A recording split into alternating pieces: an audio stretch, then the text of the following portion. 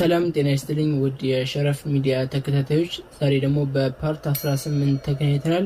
ዛሬ የምናነሳው ርዕስ ትልቅ ርዕስ ነው። በጣም የብዙ ሰው ጥያቄ የሆነውን የጠፋ አካውንትን እንዴት አድርገን ማግኘት እንችላለን።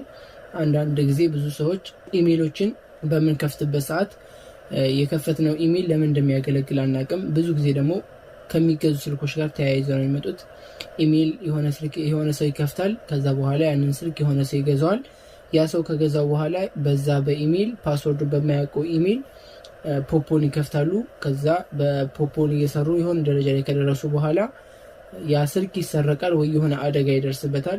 ኢሜይሉን የማያውቀውም ፓስወርዱን የማያውቀውም እንደዚህ አይነት ነገር ይፈጠራል። ሁለተኛ ደግሞ በስልክ ቁጥር ሲከፈት፣ አሁን ምሳሌ ሳኡዲ ላይ ምናምን ያሉ እህቶች ብዙ ጊዜ የከፈቱበት ስልክ ከመዳማቸው ጋር ከተለያየ እንደዚህ አይነት ነገር ሲገጥማቸው ወይም ወደ ሀገር ቤት ሲገቡ ሲሙ ተቀንጥሶ ወይም ደግሞ ተብሎ ተቀምተው ወደ ሀገር ቤት